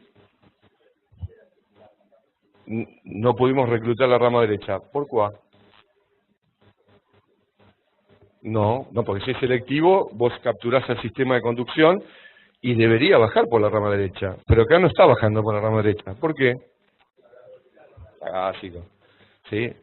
O sea, ciertas cardiopatías claramente tienen bloqueos distales y por más esfuerzo que hagas no lo vas a reclutar. Pero bueno, la verdad que yo prefiero tener un marcapasos con bloqueo de rama derecha, ¿sí? O sea que la rama izquierda esté preservada y no tener un catéter puesto en el derecho. Bien. Pacientes con reemplazo valvular. Hay publicaciones con todas las prótesis que ustedes se pueden imaginar, tanto endoprótesis como reemplazos valvulares, y se ha obtenido 93% de capacidad de capturar GIS en cualquiera de estos pacientes. O sea, tener una valvulopatía corregida no descarta la posibilidad de tener implante del GIS. O sea, se sigue preservando conceptualmente qué bloqueo es proximal en las valvulopatías corregidas. Lo mismo que el resto de los pacientes. 93% de éxito. Fíjense ustedes, este paciente que tiene un QRS angosto de baja frecuencia y logramos el mismo QRS estimulado. Fíjense ustedes, otro grupo de pacientes que es muy atractivo en estos pacientes con fibrilación auricular permanente. Es muy atractivo, ¿por qué? Porque con un marcapasos BBI logro resincronizar a estos pacientes, ¿sí? Fíjese, en este caso el 80% se logró de estimulación de GIS en forma crónica, o sea, pasando la etapa aguda, sigue siendo bastante alto, con un buen umbral de captura, y fíjense cómo mejora la fracción de eyección y los volúmenes al pasar algunos años. Y además quedó totalmente evidente que es posible hacer la ablación del nódulo AB sin dañar el catéter que está puesto muy próximo en el haz de GIS. Así que estos pacientes es un grupo privilegiado para la estimulación isquiana. Sí, por lo económico, por un solo catéter, por el gran resultado que tenemos en estos pacientes que realmente se sienten mucho mejor al hacer la ablation in pace con un QRS angosto. Gana mucho la calidad de vida, genera mejora de la clase funcional y la disminución de los volúmenes y la fracción de eyección. Para hacer la ablación necesitamos usar un catéter chiquitito, etcétera. Hay que tener algunos cuidados, algunos recaudos, que bueno, esto es más para electrofisiólogos. Por último, quería hablar de los pacientes que veníamos hablando, candidatos a la resincronización cardíaca y esta alternativa para las de GIS. ¿Qué pacientes podemos elegir? Primero, lo que se hace siempre se empieza con los que les fue mal, con los fallidos. Por ejemplo, que no tenían seno coronario, una mala anatomía venosa. Pacientes no respondedores, capaz que con el GIS podemos darle algún otro beneficio. Esto también, hay pacientes con insuficiencia cardíaca, QRS angosto, pero un PR muy largo. ¿Sí? Esa disincronía B muchas veces es muy importante. Y de esos pacientes no los queremos estimular porque tienen QRS angosto. Digo, bueno, es peor el remedio que la enfermedad. Le corrijo la B, pero le pongo un QRS muy ancho. Bueno, con el GIS podemos tener lo mejor de los dos mundos. Puedo estimular teniendo un QRS angosto y puedo lograr sincronía auriculoventricular. Como le dije, pacientes con FA y QRS angosto les va muy bien cuando tienen disfunción ventricular y QRS angosto. Es una opción más económica. Y otra cosa que también les comenté, cuando hay insuficiencia tricuspidia asociada a un catéter, uno puede hacer la extracción de catéter y hacer un implante en GIS y evitamos el pasaje de un catéter a través de la válvula tricúspide. Esos son algunos pacientes que de alguna manera tienen una ventaja adicional el implante en GIS. Ya hay bastantes publicaciones, esta fue una de las primeras publicaciones que llevó varios años, donde se implantaron en GIS, se pudo implantar en GIS 16 de 21 pacientes candidatos a resincronizador, ¿sí? En el resto de los pacientes se le hizo una estimulación biventricular convencional. Y fíjense ustedes cómo mejoraron esos pacientes espectacularmente el QRS y la fracción de eyección. Y la mejoría se dio tanto en los pacientes resincronizados convencionales como en pacientes con haz de GIS. Y este es un poco, este estudio, el que viene a plantear cómo podemos abordar a estos pacientes, que es intentar primero el implante en GIS, al paciente que logro capturar GIS en forma consistente, logro reclutar la rama izquierda y está todo bien, ese paciente lo dejo con GIS. Si no pude reclutar GIS o la rama izquierda, a ese paciente directamente lo mando a un biventricular convencional. Y esos pacientes fueron seguidos, algunos con GIS, el 75% quedaron solamente con estimulación en GIS y el resto quedaron con estimulación biventricular. Y acá les muestro cómo les fue. Incluso tiene un seguimiento bastante prolongado. A 3 años estos pacientes normalizaron la fracción de eyección, mejoraron los volúmenes y estos datos fueron bastante concluyentes y similares tanto en la estimulación de GIS como en la estimulación ventricular. Se sacan pocas ventajas con el GIS con respecto al biventricular, por lo menos al seguimiento de estos estudios de 1 o 2 años. Hoy por hoy podemos decir que con la evidencia actual podemos decir que es igual poner un resincronizador para estos pacientes que un implante en GIS. Y este es un estudio muy reciente que agregó otro concepto, un concepto que le decimos, este paciente le vamos a hacer un hot CRT. De alguna manera, fíjense ustedes, el paciente de base tenía 152 milisegundos, si uno captura el GIS, muchas veces no logra reclutar, está en forma selectiva, no logra reclutar la rama, tiene 152, uno aumenta la salida y logra tener 106 milisegundos cuando suma el GIS con el ventrículo izquierdo. Hot CRT quiere decir simultáneamente biventricular más haz de GIS. Y uno logra un QRS más angosto que lo que lograría con GIS solo, porque probablemente parte del sistema de conducción esté comprometido en estos pacientes dilatados con amplia fibrosis. Entonces, digamos que esta es una alternativa aún superior, lo que queda demostrado porque el QRS es más angosto. Cuanto el QRS es más angosto, hay más sincronía, el ventrículo se contrae más rápidamente y en el follow-up hay mejor respuesta con respecto a la fracción de eyección y los volúmenes en el hot CRT versus al GIS o a los CRT convencionales. Incluso hubo pacientes que estaban con CRT bien colocados y de no respondedores, cuando se los pasó a hot CRT, se le agregó simultáneamente el GIS, 3 de 4 fueron respondedores. Así que esta podría ser también una alternativa a los CRT no respondedores. Esto es algo que estamos comenzando a hacer, ya tenemos algunos pacientes y realmente los tenemos implantados hace poco tiempo, pero no fue realmente muy bien. Para ir terminando, hay un estudio que les quiero mostrar, un estudio de crossover. Ustedes saben que con un estudio de crossover, cuando a un mismo paciente le pongo los dos tratamientos, con pocos pacientes, obtengo muy buenos resultados, bien limpios, con poco sesgo.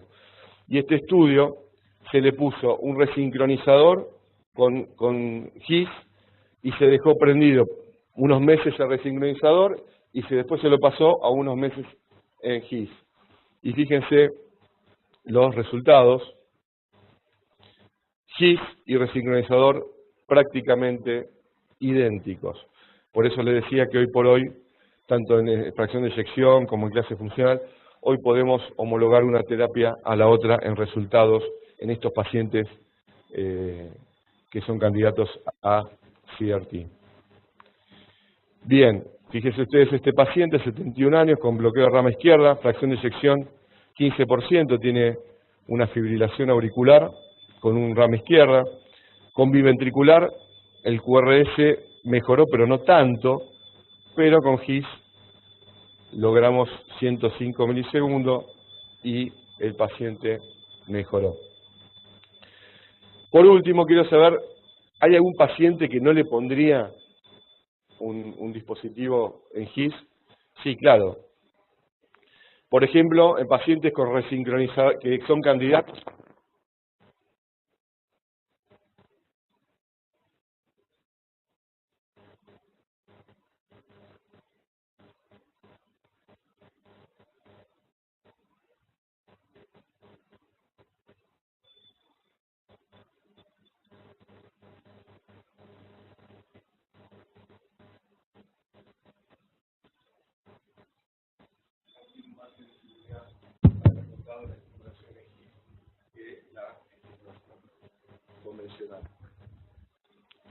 cuando los umbrales de captura son muy altos, y me refiero a umbrales de captura específicos de His, porque generalmente al BD circundante los umbrales son muy buenos, pero a veces para capturar el His necesito umbrales inaceptables, no puedo dejar, o sea, si yo tengo un umbral de 3 con 1 de ancho, yo tengo que dejar el marcapasos en 6 voltios con 1 de ancho. Eso quiere decir que me como un marcapasos en 3 años, a veces eso es inaceptable, entonces ese paciente agarro y lo paso a un biventricular convencional porque no puedo dejar esta salida tan alta, es energéticamente inaceptable. Y obviamente requiere un operador mucho más experto, que generalmente esto es resorte del electrofisiólogo, son pocos los cirujanos o cardiólogos que hacen implante en His. ¿Por qué? Porque estamos más familiarizados los electrofisiólogos en el manejo de catéter y la anatomía del sistema His-Purkinje. Así que generalmente esto está circunscrito en centros de expertos y de mayor volumen. Por último, les quería comentar que ya tiene impacto en las guías el implante en His. Fíjense ustedes, indicación 2A, pacientes que tienen función moderada y que van a tener más de 40%, uno podría poner directamente un implante en His, incluso también un CRT, como decían las guías anteriormente. En pacientes que tienen, por ejemplo, dice paciente con bloqueo auriculoventricular, que tienen indicación de estimulación permanente, puede ser considerado para directamente poner un His-Purkinje. Estos son pacientes con función conservada, 2B. Todavía no ha tenido mucho impacto en la guía en pacientes que no tienen disfunción ventricular. ¿Por qué? Porque obviamente los que tienen algún grado de disfunción van a verse más beneficiados por esta terapia. Y todavía no se expide las guías en pacientes con CRT, son bastante cautos, y de alguna manera la evidencia actual uno la podría resumir de esta manera. Si el paciente tiene función ventricular normal, indicación 1A de un marcapasos convencional en BD, 2B, ¿sí?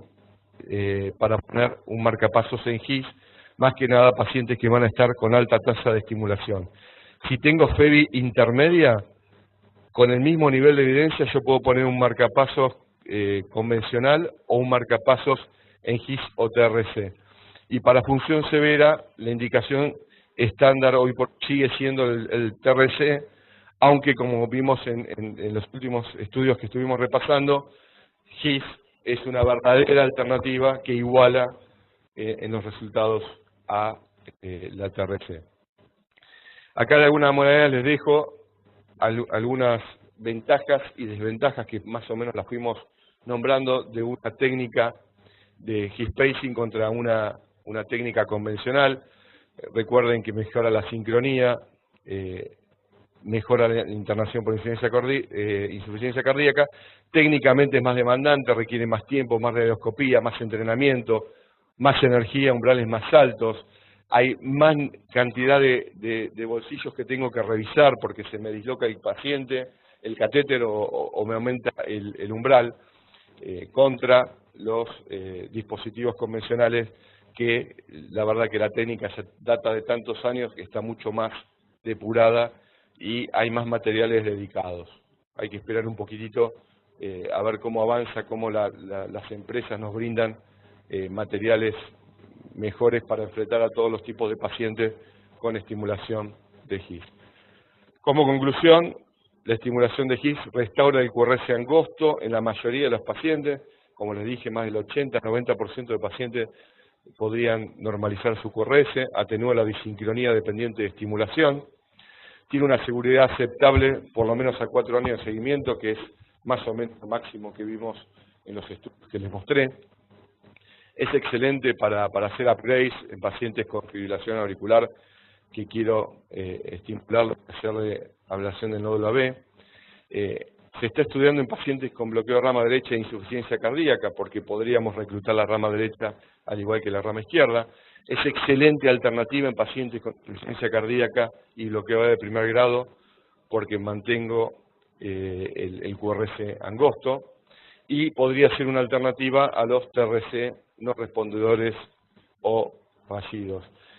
Antes hablábamos de futuro, y ya no es futuro, esto está acá, ya está en las guías, ya podemos ofrecer a nuestros pacientes, ninguna duda que hoy forma parte del menú de opciones que tenemos para ofrecer a nuestros pacientes según las patologías como fuimos repasando. Bueno, y esto también va a requerir nuevos desafíos, estos aparatos se tienen que programar de manera diferente, requieren un seguimiento diferente, hay que seguirlos un poco más de cerca, quizás no son tan calificados para hacer monitoreo a distancia como la mayoría de los dispositivos. Así que bueno, tenemos que barajar y darle vuelta y empezar a ver cómo seguimos a estos pacientes en el futuro. No sé si tienen alguna pregunta, alguna duda o quieren compartir alguna experiencia.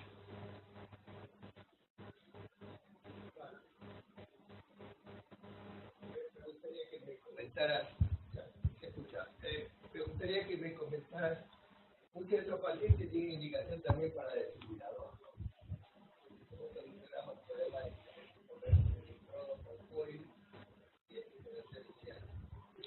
Sí, generalmente es una muy buena pregunta porque si hay algo que no puede hacer bien el catéter puesto en GIS es censar bien al ventrículo.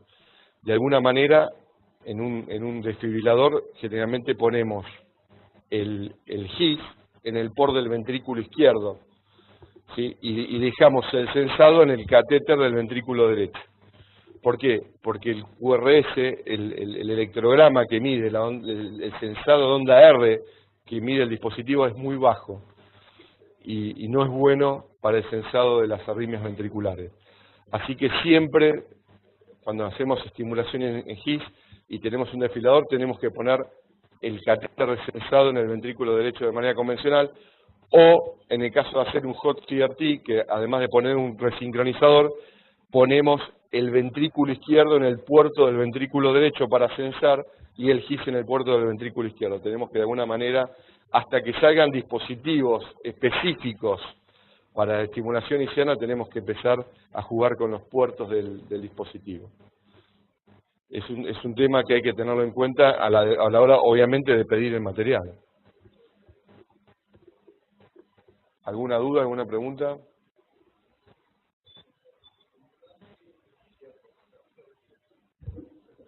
Bien, la gran mayoría de los equipos empiezan los primeros 10, 20 procedimientos guiados por un catéter.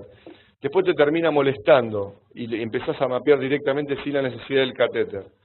Pero al principio realmente te puede ayudar a guiarte. Pero vos le preguntás a Pinky y dice, no, yo lo dejé de poner 200 casos atrás, porque me molesta. A veces está justo donde yo quiero pegarle el catéter.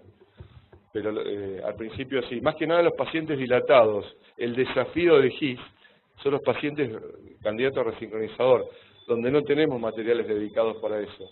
Y el GIS, el sistema GIS-Purkinje, como el septum, se desplaza hacia lateral y posterior. Son difíciles de canalizar en el seno coronario, difícil de encontrar el GIS, difícil de hacer todo en esos pacientes. En esos pacientes sí le pongo seguro un catéter de GIS para guiarme. A veces es difícil mapear el GIS en esos pacientes. Es una realidad. Una indicación de terapia de resincronización cardíaca, Sí. Y que tiene planificado la colocación de un resincronizador biventricular. ¿Usted pediría una tomografía para evaluar la anatomía del seno coronario y ver si el implante es factible y en ese caso programar una colocación de uniciano? ¿Eso se hace de rutina? No se hace de rutina. En algún momento hicimos una experiencia de hacer a algunos pacientes primeramente estudio de imágenes. La verdad que no nos modificó mucho la conducta. Primero hay poca gente que sabe leer bien esas anatomías venosas. Tienen que ser centros muy especializados. Segundo, que en algún lado se le tenés que poner, siempre alguna vena vas a encontrar, quizá no es lo ideal, pero antes no tenías ninguna opción. Ahora que tenés la opción de GIS, lo que uno debería hacer, lo que se hace en el primer mundo, es tener las dos opciones en el momento. ¿Sí? Entonces, uno empezaría siempre por GIS, y es al revés, si el GIS no es eficiente, ahí voy al biventricular. ¿Por qué? Porque en teoría el GIS es más eficiente que la estimulación biventricular. Y última pregunta de mi parte, ¿las obras sociales cubren el implante marcapasos lisiano de manera frecuente? Sí, obviamente uno tiene que justificarlo un poco más de lo habitual, pero sí lo terminan cubriendo. Y además, en muchos casos lo cubren con muchas ganas, porque a veces uno baja el nivel de la necesidad del dispositivo. Si yo te pongo un resincronizador con un marcapasos DVD, te ahorraste mucho dinero en el dispositivo y tuviste que pagar un adicional quizás en la vaina y en el catéter dedicado. Pero en el producto te termina saliendo más económico. Así que termina siendo atractivo. El problema es que muchas veces no entiende lo que vos estás pidiendo. Y la objeción viene más que nada por eso y no por lo económico. Uno tiene que enseñarle, uno le manda bibliografía, además del pedido. Porque a veces es difícil eso.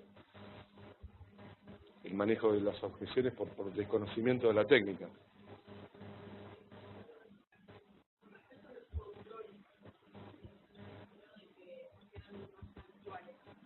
Sí. Los primeros meses los seguimos bastante de cerca. Te digo, cada 15 días los citamos. Una vez que pasan los primeros meses, hubo una variación importante de los umbrales. Bueno, ya después lo pasás a un monitoreo habitual, cada 4 o 6 meses según el centro que vos tengas. Pero los primeros 3 meses son críticos. Críticos no solamente en la captura del ventrículo, sino en la captura de... Si vos pusiste un GIS, vos querés tener captura y QRS angosto. Entonces vos pusiste, lo programaste bien. Viene a los 15 días con el espectro y el paciente tiene un QRS ancho. ¿Qué pasó? Bueno, aumentó patológicamente la captura de GIS. Entonces agarrás y le aumentás la salida. A los 2 meses viene y tiene QRS angosto y lo medís y el GIS bajó de vuelta a 1.2. Entonces lo readaptás. Y después se termina quedando en un nivel y se cronifica. Pero hay mucha más variación de lo habitual en los primeros 3-4 meses. Lo tenés que seguir de cerca.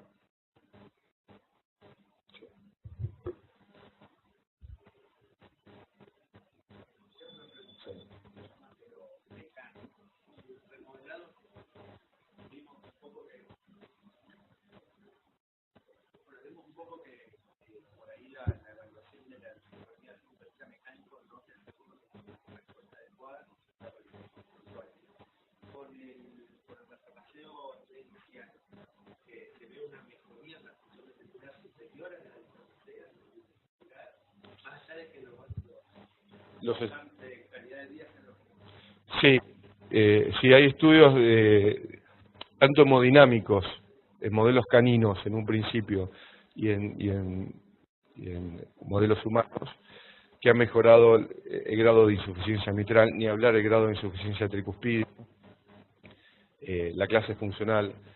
Lo que pasa es que el impacto tarda mucho más tiempo en verse y exactamente, no hay seguimiento a largo plazo, pero andan bien. Obviamente que si vos tenés una desincronía mecánica porque tenés una gran cicatriz posterolateral del ventrículo izquierdo, por más angosto que tengas el QRS, vas a mantener la misma desincronía. Eso creo que quedó muy claro con la charla de Raúl, pero cuando hablamos solamente de sincronía eléctrica, ninguna duda que es superador el implante de GIS. Sí.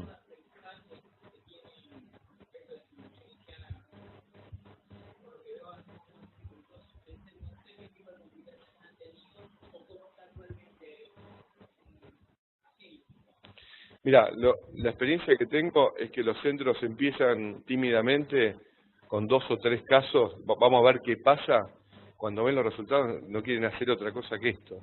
Y yo creo que después de los primeros 10 implantes ya se siente muy cómodo y ya empiezan a tener los resultados que uno ve en la literatura, después de los primeros casos. Siempre hablando de centros donde ya hay experiencia en dispositivos, ¿no?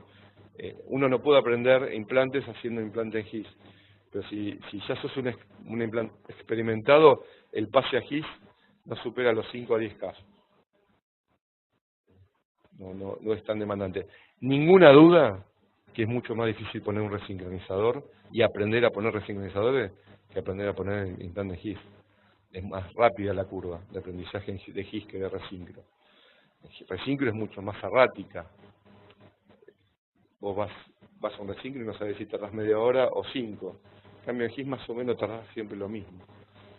Es algo más predecible.